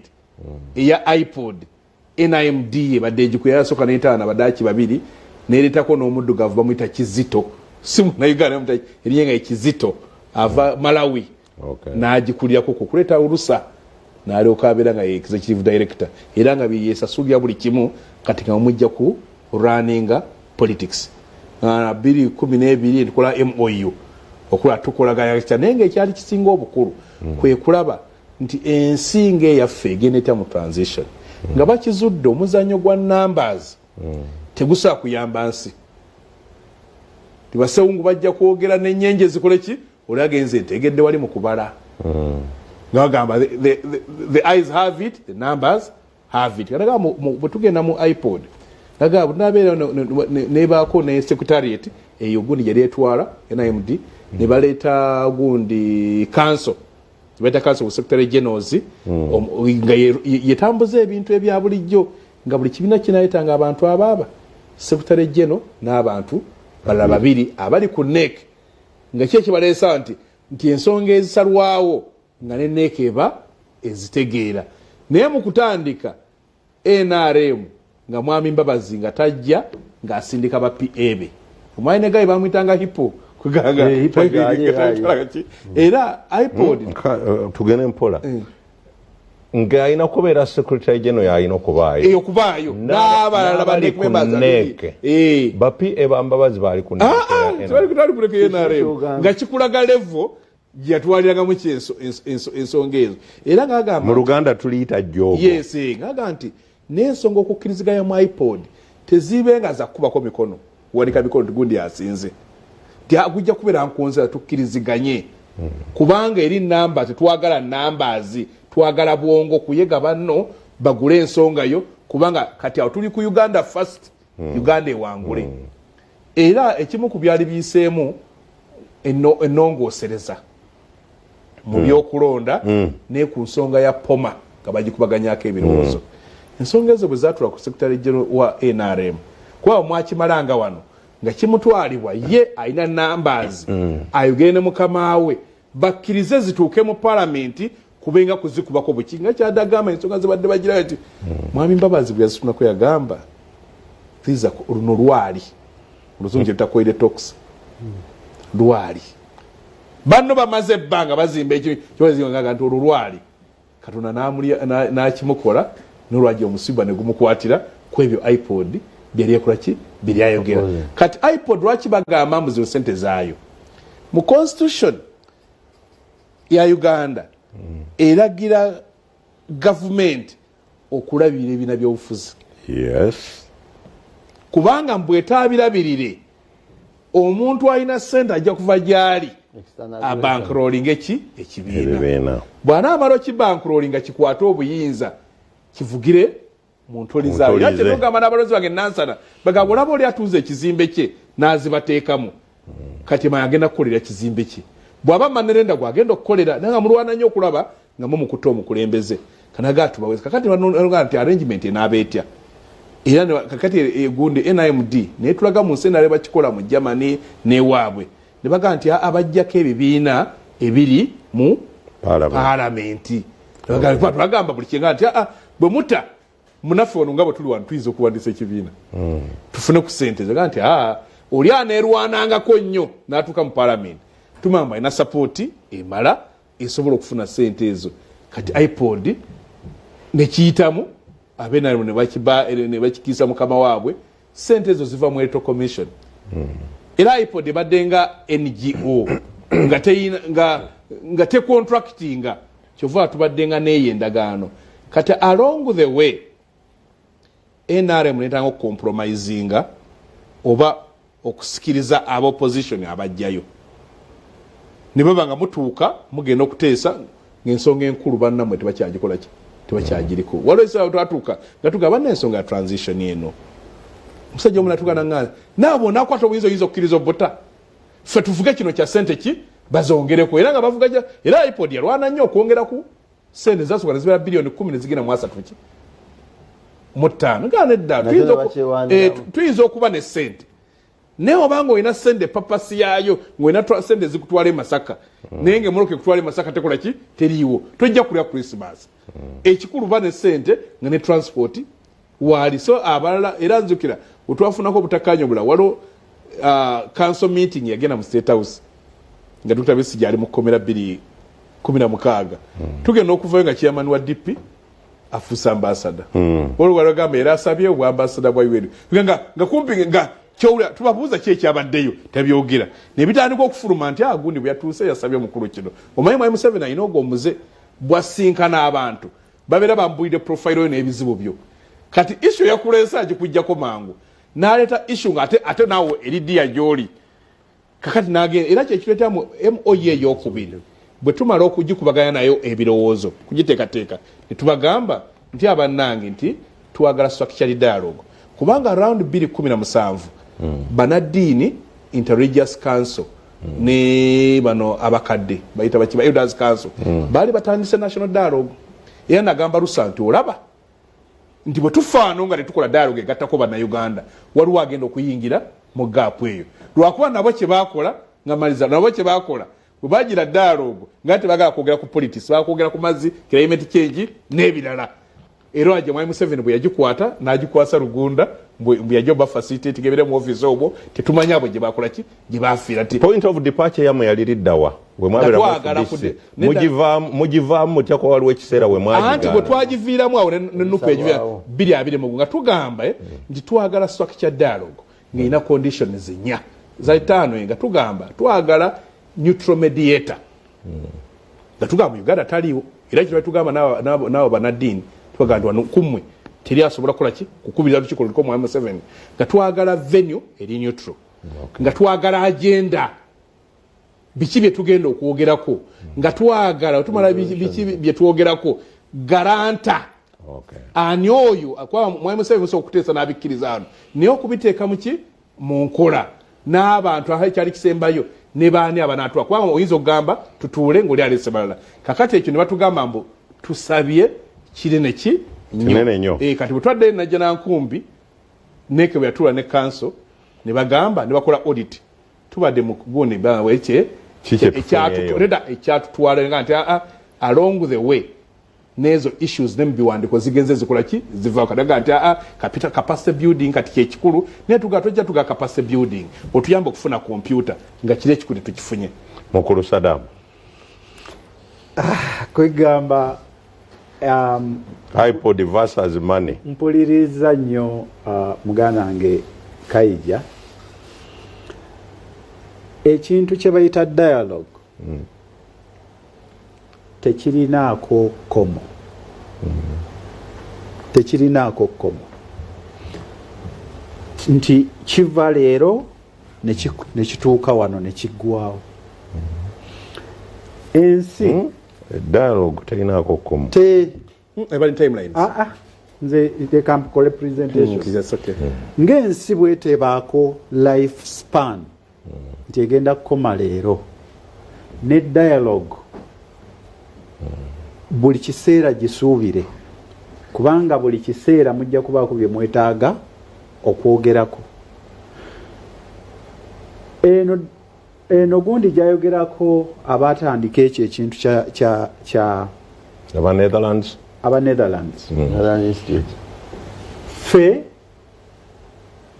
okuteeka sente ebibiina okubiwa sente bwe twali tugenda mu nkola y'ebibiina twatula ku Fairway Hotel awo gavumenti yateekawo nti egenda kwogerezeganya ne political forces mu Uganda. Tulabe tuva tutya mu nkola ya movement okugenda mu nkola y'ebibiina by'obufuzi. Ne wabawo ababoycottinga mu kiseera ekyo nga bano bwe baakola. Ne baboycottinga ne bagamba ffe tetugenda kukola ki kubigendamu. Ebya referendum? Si bya referendum. Tugenda mu political parties.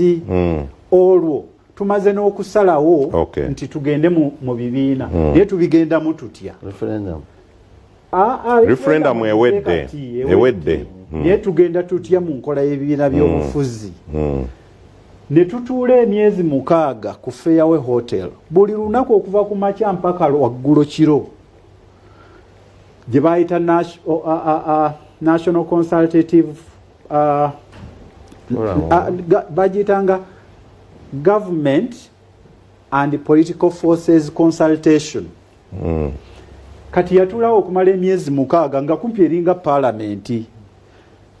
Ne tutunulira constitution yonna okukawayiro ku kawayiro okujjamu ebitakwatagana na nkola ya bibiina tuteekemu ebyebibiina. Bagenda okutuula bakyusiza ekisanja bwe mba mujjukira. Mujjukire nti bakyusa obuwayiro 187 mu constitution eyo omulundi ogwo omnibus ye bayita omnibus. Ebyo byonna nga bwe twabiteesa bwe babireeta bukolokolo ne babiyisaawo nga omnibus. Mwe tuleetera ebirowoozo ebyokuwa ebibiina ssente. Ebibiina okuva emabega baali tebabiwa ssente muzi gavumenti ziri ezaayita nga tebabiwa. Kakati ebirowoozo bivaawo kubanga nina n'ogutabo gunene omuli Hansard gulinga gwa Hansard. Now eyo dialogue yali awo mu kiseera ekyo evaamu bino ebyokuleeta ssente ziweebwa ebibiina. Naye era waliwo abaagamba nti ffe tetujja kutuula omwo kubanga temulina kigenda kuvaamu. The one looking at our iPod tennajja sente zo zizze mu bibiina by'obufuzi. Constitution. Party funding, Yes. Si constitution. Biva mu dialogue ne bingira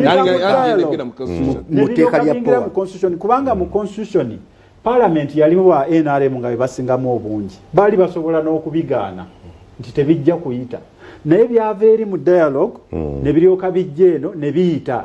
Kakati ababyeyagaliramu olwaleero tebajjukira nti byava mu kukakkana ne wabaawo abateesezza. Eno dialogue kaakati eyogerwako abaana aba opposition 76 baateebwa nga naye decision evudde mu summit eyasembayo ng'eno gye twabaddemu nga tennabaawo nga ffe tetunayingira summit ya iPod ye yaleetera abaana okuteebwa 76 baabata mulundi gumu. Is that so? That is very correct. Omanyi nzikiriza nkyogereko nga sinnakyerabira kuba kirimu versions nga 3 ze nali mpulidde kati tufunye neyo. Yes. Bw'ogamba nti mwateesezeeyo okuba asaliyo. Okay. Summit. And yes. You are part of it. Kati ndi part of it. Kati weba nti summit eyo yabateesa ne bata. That's one version. Honorable Mao yagamba bwe yafuuka Minister wa Justice ye yagenda n'atuula mu kiti mu capacity nga Minister wa Justice and Constitutional Affairs n'alobinga abaana abo babate nakkirizisa President. That's true. Balaam Barugahare bwe yafuuka Minister n'agamba ye yagenda n'amatiza President nti abaana bano baababuzaabuza ndi n'agenda n'ayogera nabo ne beetunda ne babata.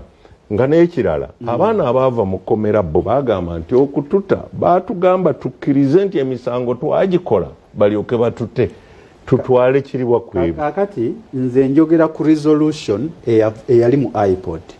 kubanga esigalayo mu buwandiike. Okay. Kakati bwe bateebwa buli omu asobola okwetuuma. Mao asobola okugamba nti nze mbatadde. Omulala asobola okugamba nti nze mbatadde kuba iPod teyinza kugendayo mu kkomera ebajjeyo. Wateekwa okubaawo enkola endala eyitibwamu okubata. Naye ekikulu kiri nti yemu ku resolution ya iPod. iPod nze ndowooza erina ebizibu bingi ng'okuteesa okulala kwonna bwe kubeera.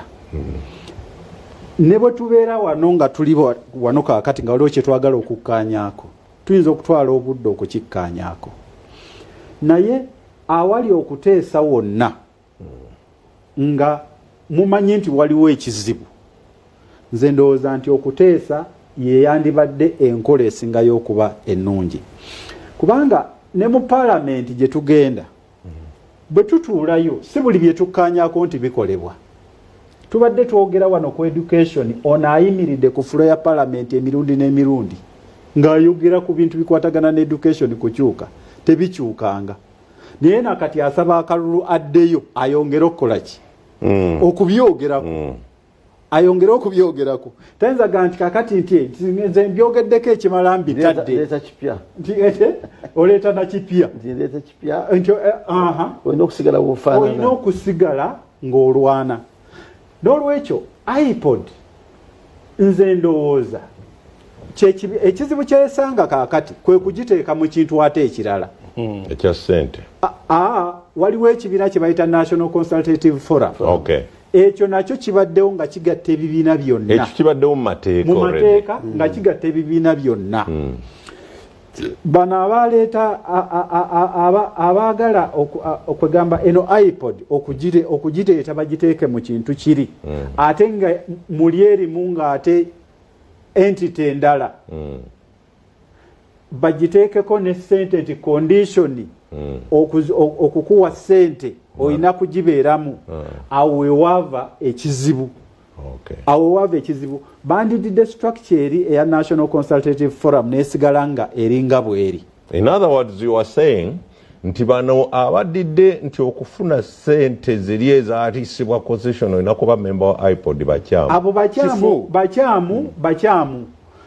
era kyekibunze ku bintu bye nali njagala bikyuke. Naye enjawulo ekirimu eri bweti nti kati bwe bamala okuziteekawo nga nti eyo condition, atayagala kugenda mu iPod n'avumirira abagenze mu iPod n'abayita kati bino byenenya bano Honorable Sewungu n'ekibiina kye ekya Nuupu nti diriri iPod nga lifuuse etteeka, ne bwe liba nga terifuuse etteeka, omuntu n'agamba nti ye agenze mu dialogue, n'ogamba oyo agenzeeyo bamuguze nti bamuguze. Nze ndowooza nti wandigambye bugambye nti nze eyo sikkaanya kugendayo era sijja kugendayo, naye tekitegeeza nti abaagenzeeyo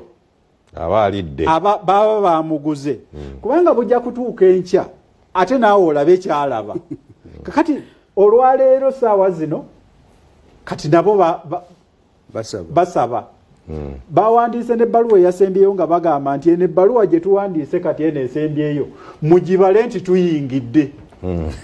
Tetukyasaba na busabi, naye ebbaluwa eno mugibale nti tukoze eki? Tuyingidde. Ndakaawo nyambekawo oba okamanyi obulungi. Lwaki? Kuba kiri automatic nti ebibiina ebiriyo already mu parliament ebiina ababaka biba members of iPod. Oli bw'aba yali agaanye kati n'awandiika nti nzikiriza, nawulidde mbw ate waliwo emisoso gy'alina okuyitamu ate egyo gyazze ddi? Si buli kibiina nti kiba member of iPod nga kiri mu parliament. Etteeka si bwe ligamba. Lino eryakoleddwa eppya. Ojja kuyingira mu iPod. Era mu iPod oli wa ddembe okuyingirayo oba obutayingirayo. Waliwo conditions z'olina okufulfillinga okuyingirayo. For instance, Munnayuganda ayagala okumanya mwabasooseeyo mwatuukiriza bukwakkulizo ki Nuupu bw'erina okutuukiriza nayo? Anti bye bakugamba nti olina okusayininga memorandum of understanding. Era si kituufu kye nawulidde nga bagamba nti etteeka litukaka okugenda mu iPod. Etteeka terikukaka. Etteeka likugamba nti yingira bw'oba oyagala. Bw'oba toyagala if you don't come, you don't get even the money. Which you are supposed to get ezoteekwa okufuna mu mateeka. Tojja zifuna nga toyingira. Nezo ez'omu mateeka nazo osobola ozigaana. Nezo ez'omu mateeka ekibiina tebakikaka kuzifuna. bwe kirabanga okuzikozesa kyonoona ssente za muwa musolo. Kati nupu ina kusayininga ki memorandum of understanding. Memorandum of understanding. That's one. Kastemaleyo nga biwedde. Okay. Kastemaleyo nga biwedde. Naye nze nkubulira problem yange weeri. Kwe kulowooza nti omuntu bw'oba tokkaanyiza ne kyakoze bamuguze. Kaakati olwaleero nuupu yaddembe obutayingira mu iPod. Senga esalawo nti ssente ziri gavumenti egenda ezizimbemu essomero. PPP yaddembe obutayingira mu iPod. Senga erabanga okukozesa ssente z'omusolo zandikoze ekirala. Tebazikaka. Naluli nga iPod tennajja ezo ssente nga tebazikaka bukasi.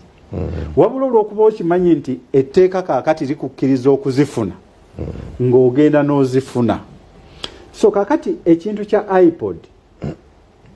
ndowooza nti tuyigire ne ku Raila Odinga. Okuteesa kwonna we kubeera oba kuli mu iPod oba mu National Consultative Forum oba mu bibiina byaffe eno nga tebikulina mu mateeka kwetaagisa ne bwe mubanga bye mugenda okuteesaako tebigenda kutuukirira ku olwo.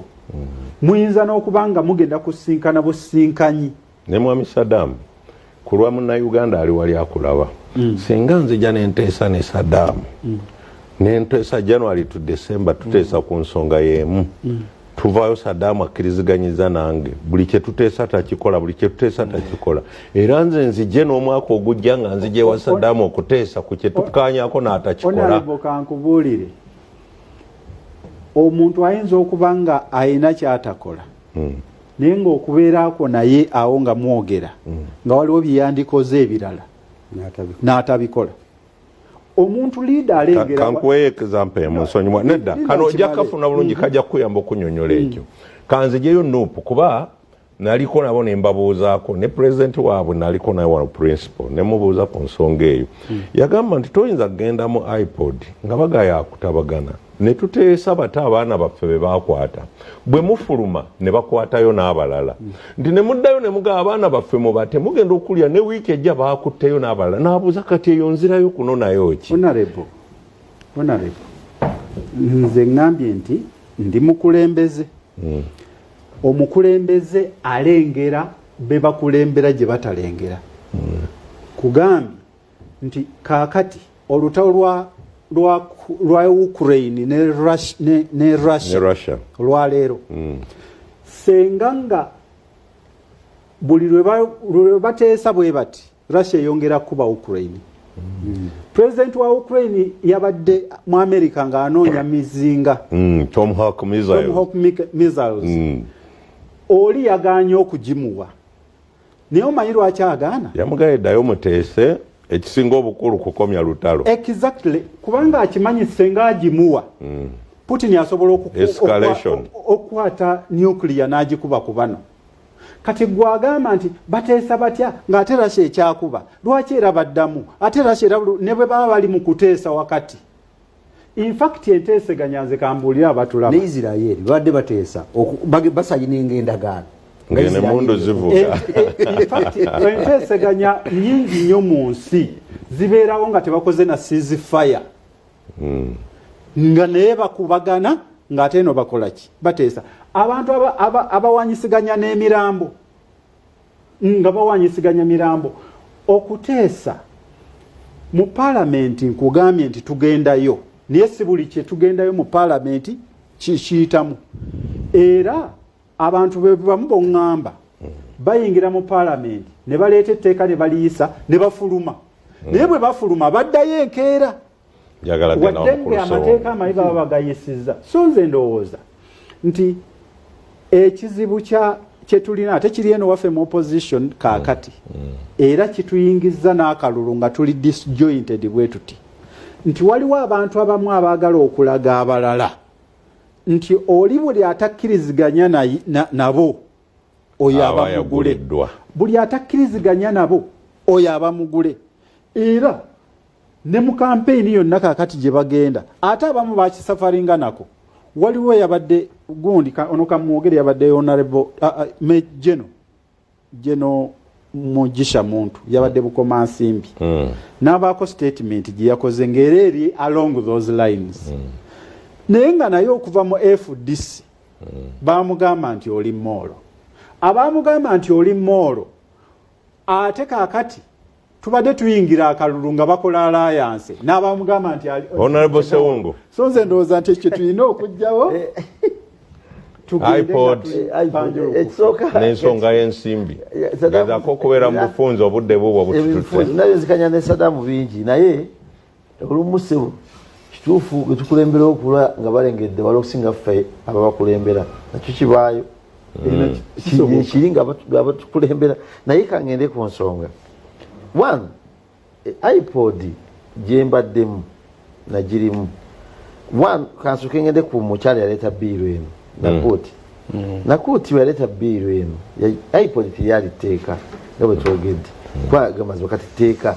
bwe liba etteeka challenges yaliwo eriri because yaleeta etteeka nga private member ate nga alina financial implication naye jjukira mu Uganda kati olina obukooti tamala gagendayo ogendayo for court redress naye bangi babawaabira nga bebawaabidde bajja judgment bagina mu kooti ku makya naye nga gwewawaaba era bajja badigira bati oba kitegeere mu nkola entuufu ya parliament nakuti yali talina kuleeta etteeka teryalina financial implication lirina financial implication ati ze sente zogamba ezo zaaliwo already no ati kati okulagira gavumenti okulabira secretariat ya IPOD zaaliwo ati kati kakikunyonyole kati oliformalize lifuuse etteeka era kyegamba oba ofulumye nga baliyita sente zaaliwo no etteeka ndowooza galimu abiri waliwo liri eryaleeta sente si lya iPod naye kuba kati iPod nayo difula etteeka iPod difula etteeka nakyo kirina financial implication endala oba kiri kyayita dda muleke mukulu Sewungu amaliriza no we shall respond to him we shall respond to him we shall respond to him Saddam wano ninawo authority go ahead please by the way kachikubuulira kino ffe n'abali kupana mukimanyi etteekero erigenda kutta amateeka gonna gafuga ebibiina by'obufuzi ebirala nakyo kitwale kubanga nakyogedde naano nti mu bantu abali mu National Consultative Council abakoze etteeka ery'amaanyi eryo mwoli ekyo nzikanya naawe ekyo etteeka lya iPod ligenda kutta ebibiina amateeka amalala galina amaanyi olw'ensonga nzikanya naawe naye kankiddemu etteeka bw'olireeta mu parliament genda osome Hansard bye yayogera ebya omubaka bya justifyinga okuleeta ki etteeka eryo lina financial implication ekyo kisolako ekyokubiri okuteesa njagala mpe issues entuufu FDC bayina benuupu tebeerakako mu iPod anti kubanga tesayiningako memorandum njagala nkikuddemu kati ogambye akati okkiriza sinagambako nti erimu yagenda mu nuupu bwejja anti ogambye negamba nti tesayininga noga kituufu ba teyasayininga batekola ki understood FDC yakaija betukulaganya ebbanga ye yasooka okuba mutaamu ewedde okubanga egaana ensonga za iPod era nupu okujja yasanga ekibiina ekya-opposition ekyamaanyi nga kyagaana dda olw'ensonga zengenda okuwa one time secretary general wa FDC musakaije oba yabyogeddeku ku mama Mbabazi hipo n'abaki omuntu wangegenda yekesigakapapula kakati sebuka ansikeko kano okole bwanga nange ndakwendabira Nandala Mafaabi his argument was nti ffe tutudde bwe tutuula naye president wa chairman w'ekibiina ekimutakola ki talabikako era one time bwarenyako nga Lumumba secretary general nti basinkane olukiro kyalimu n'ebintu bingi nti mwalimu communication zaaliwo FDC yamala ne pulling out DP negenda mwenali naye Nandala bamuweerezako n'emmotoka alindika munona emutambuze bulungi aleme kusanga jam bajje mu summit nga ne Museveni akola ki wali leta lunduze ekibiina kyakola kino kigaana kyekibaawo endagano zituuka eziyita iPod boze iPod egiteekawo spiza biddamu one stage emu iPod yakolako office z'ebibiina byonna NRM nesasula mbalala tulina office DP FDC ina NRM ina police analyst ebasasula bonna emisaala ng'ezimba ekintu ekiri wabweru wakyo ne bakkaanya nti ebintu bino okukkaanya nokwayita okuteesa omuntu omwe yasinga ddala okweta obuzibu nga ndira mu parliament yali kulonda justice byabakama kuwa chairman wa electoral commission iPod yegamba tutula tuteesa let us now sit tulonde ffenna ng'ekibiina tulonde abantu buli party ebeeko n'omuntu atula mu kakiiko kaki electoral commission baleeta erinnya lya Sibyabakama nga leader of opposition yali Winnie Byanyimba Kiza nga tugamba tetuyinza kugenda ku vetting ani era first vetting ya Byabakama his lordship tiyalimu kibiina kyonna basekitale yonna baatula ne bagamba ffenna mu parliament era agenda kugendayo Kadaga yali speaker wa parliament yasanga obuzibu bunene nnyo okunvisinga era sitwali nayo Byabakama was vetted by one party first time kubanga endagaano zeyali egamba byonna nga bikoze eki babiganye nga nebibiina bitegesa abantu abali fit bebaselectinga bagenda kutwala ku electoral commission okujjawo muntu omuntu yakola ki yamaani nga elections because it is a key area now minority report ya Mwiru mu parliament nga bali electoral reforms ensonga nnene nnyo mu iPod naye eki kyeŋŋamba nze si kye challenges mu iPod egenda kutta ebibiina amateeka amalala ebibiina Sadamu akinyonyodde bulungi positively Political Parties and Organization Act na Electoral Commission ye creating a citizen kiri imagine nti ono yayisamu mbaka wa parliament ali atya naye bwayi payment ayina milioni 2.5 kati National Unity Platform erese ekizibu mu iPod nga tennagendayo nti nze ndi wa DP nali wa DP okimanyi nali wa DP sente zitwafuna akazimbe ketwagula okakola ki okamanya naye zava muki mu iPod ekibiina kino ekipya sente zeyakafuna bwekulaga byezikozesezza tize challenge to the party naye jjukira waliwo problem era ne Sadamu agikonyeeko abantu okutuula ne Mwami Museveni is another issue kati politically nze sikikkiriza kuŋŋamba Besigye ali mukomera wife Samufumbira ali mukomera n'abaana balabangi nti negotiation ezibajjayo they are under political persecution naye tulina kumala negotiating as iPod kwa kulinga okwetonda tusaba tuyambe tuteera abantu bano but can't the law take its course because bakugambye writ of habeas corpus obategereka bagambye basibye omuntu beyond mandatory time ennaku 10 mu kinana tekyetaaga mulamuzi yenna kumala mukubira simu na kusoma the law is explicit ekugamba omuntu amaze mukomera ennaku 10 tali tried it's mandatory incumbent on the judge to release this person unconditionally. Obantegereka. Kakati bwetujja ntugamba nti kubanga okuteesa bw'oba oteesa n'omuntu atatusabye mukoze eki byemuteesezza at the end of the day jakumazanga bikoze eki biganye ebibadde biwalaira Odinga amaanyi nga maliza byo kyetwogera nti osanga byadde ateesa ojjukira okumala omubaka Lukani Kamwai Kibaki akokubiri okuteesa kwa creating structures empya mu government ya Mwai Kibaki era kyebadde amuyita mukutuzi wa deal ye kina kugwa kakitegeeza omubamu okukola mukola ki we mugenda naye ndowooza nga maize ebigambo byange tutunuulire ensonga za iPod kati yafuuse etteeka bwe liba etteeka by construction you have to abide tulina weza kugamba toli muki no bw'otobaamu tebali ngenze wa honorable Simbwa ku nsonga y'emojimu bali bonna opposition bogeredde eddakiika 3 n'ekisooka tewaliwo kibiina kye bayita opposition ono wa PPP oli wa NOP oli wa PFF oli wa NRM ate oluusi bwe twogera waliwo tukkiriziganya obwo tubuleke ekisooka muntu wa ddembe private member okuleeta etteeka ne bwe liba lina financial implication kasita government ebange ekkiriza era nange bwe naleeta eryange lyalina financial implications naye kasita finance kuwa certificate eba ekkiriza nti egenda ku meetinga financial implication yeri mu tteeka bw'oba omukazi omukyalo oyo baagimuwa kiba kiri okke kuba government eba emaze okwekomiti so ne bw'oba nga awulirese kasita bagikuwa ne baba bakkiriza naye ekyo kimu ekyokubiri fe NRM okuva mu ntandikwa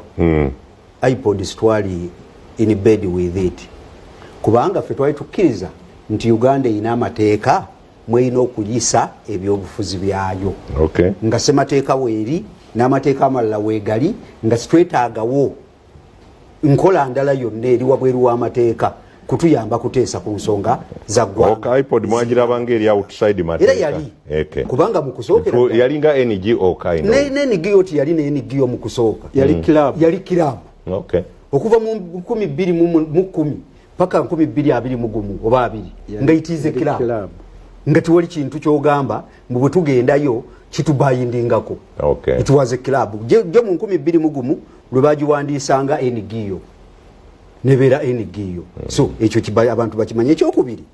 Abannabyabufuzi abasooka mu iPod ng'etandika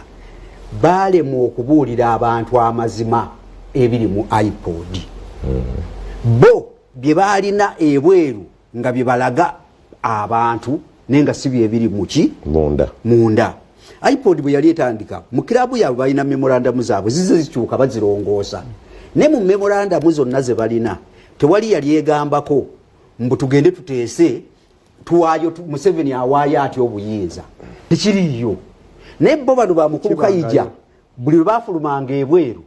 nga baga tugenda kuteesa Museveni awaayo ati obuyinza. Naye ng'ate mu biwandiiko tekiriimu mu objectives. Bw'otunula memorandum of understanding ya kilabu yasooka ne memorandum of understanding eno eyali gyesibwa nga tekyogerwa nako naye bo kyebakola ki kyebakulembeza ebintu ebirimu birala nnyo. It was part of their wishes.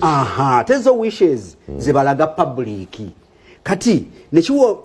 gundi conflict kubana abagendayo okuteesa ne kyebalina okuteesaayo kubanga kyebalaga abantu si kyebakola ki si kyebateesa. Ekyo kimu ekyokubiri wenjawukanira ne Saddam ze nasiimye nnyo kifuuka etteeka newakubadde liyinza okuba nga liri mu loophole. Lwaki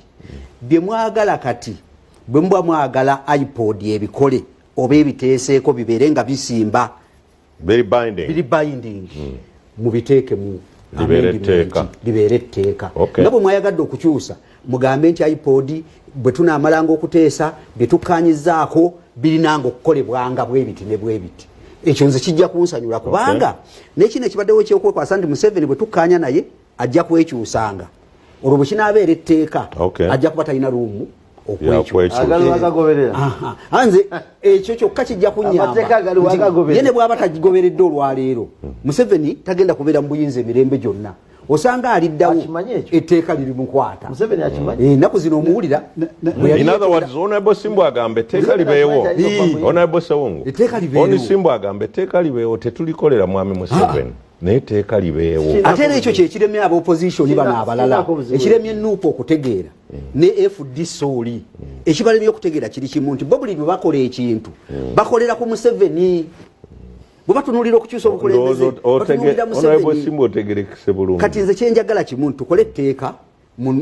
kuba tujja kubeerawo even after Museveni tuteese bye tuteesa nga biri binding era nga ne system ebiteekebwa mu nkola ekola ki kakati lwaki akasembayo kubanda babudde ekintu ky'okuteesa abantu bakijjeko timeline. Ekyokuteesa tekijja kuggwaawo kubanga ne bye tuteesaako muvaamu ebirala ate ebirina okuteesebwako. Ne bye tuteesaako bivaamu ebirala ate era ebirina okukola ki bamandira bateesezanga mu kkomera. Kati okuteesa kuno kasita tuteesa nga ffenna tuli beesimbu nga ffenna tuli baki beesimbu tujja kufunamu ne butabeera beesimbu nga tuli beesimbu kubanga kati ekiriwo Mukulu Kaddu Mukasa n'abatulaba abateesa ffenna situli beesimbu. Abagenda okuteesa ne Mukulu Museveni nabo si beesimbu bagenda kuteesa byaki ate ye mawo bwe yagenda naye n'asaba ebibi n'abalala bwe bagenda nabo ne basaba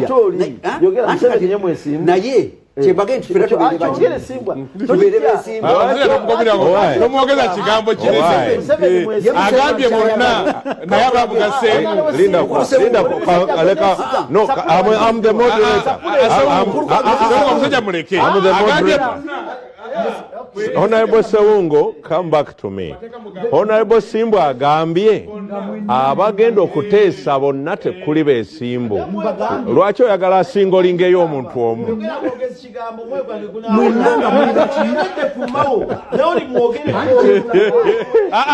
By implication amwogeddeko. Kale baliriza ensonga yo ssebo. President Museveni munnabyabufuzi era alina byakola ki byayagala. era munnabyabufuzi kino nkizze nkiddingana ne kakati kankiddemu munnabyabufuzi yenna akolerera okuwaayo entebe ye oba akolerera butafuna buyinza oyo si munnabyabufuzi. President Museveni akolerera kuuma ntebe nakufuna mu bwesimbu bwe alina okuteesanga just point yemu kyogaye tetuli beesimbu abateesa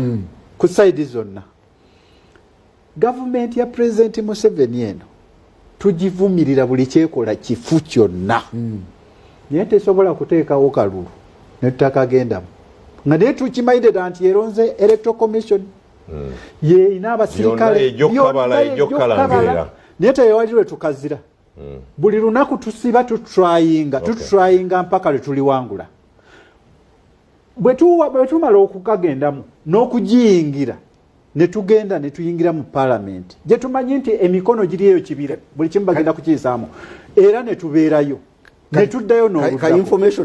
ndowooza nti okuteesa kabe Dr. Kizza Besigye ng'ali mu kkomera tumanyi nti ekyamuteekayo byabufuzi sigamba nti yazza musango kyagambye tekuyina timeline kubanga bunzika obudde bugamba nga mpunzika nti bannabyabufuzi bwe tutajjeemu muze gutunuulira byakuteesa nga tubyetoolooleza Museveni kuva mu ntebe tetugenda kufunamu. Ekyokubiri tugoberere ebyo ebikkaanyiziddwako ebiri mu memorandamu yaabwe bano gye balina memorandamu eyo etugamba iPod egenda kuteesa ku ki erina ensonga ndowooza ziringa 5 zerina kati ensonga ez'5 njagala tulabe ng'amaanyi gaffe kutugamalira okusooka okusinga okutunuulira Museveni. Akasembayo lwaki mwesibi nnyo ku Nuupu olw'okukkiriza okujja okufuna mugirangira ssente lindako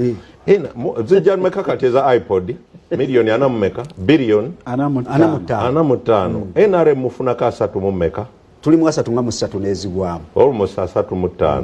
naye ono afuna 5 gwe muyimbirira nti Nuupu efuna obuwumbi 5 mwenga temwogera ku 3 mu 5 fesi tumuyimbirira ekitumuyimbiriza abantu bategeere nti wano Nuupu sente ezifuna kitwagala ekimu bakitegeere nti kituufu Nuupu efuna sente eziva mu gavumenti ngenda bwezifuna naye tayagala gamba nti bazifuna. Ekyokubiri Nuupu yemu kuzibadde zivumirira iPod ebbanga lyonna yemu kuzo era tegyegattangako ng'egamba nti abagenda mu iPod bagenda kunywa kacaayi kwekubya bifaananyi nti era baabasasula. Kati olwaleero yagamba newe banaaba jimma ssente tejja kukola ki kati olwaleero bwe kifuuse etteeka nti akasente kaliko condition tolina kubeera mu Nuupu efukamidde ne ku VVS aba basebo munzikirize nze mbadde nga tubakubire mu ngalo bafuuse law abiding nze era nabakubidde mu ngalo batubaaniriza nti kati ensi ebategedde akasente kakulu nnyo okutambuza ebyobufuzi era kyekyo lwaki bafukamidde basobole okukafuna. Kangambe mukulu Seunga asibule ku lwaffe mumuleka asibule ku lwaffe kyenjagala nnyonnyole sibula eddakiika oyinemu yokka batuggalawo byonna bye twogera once a law is put in place lirina okuba nga likufuga. Ekyokubiri okwadressinga ensonga ezoogerwako ensonga enkulu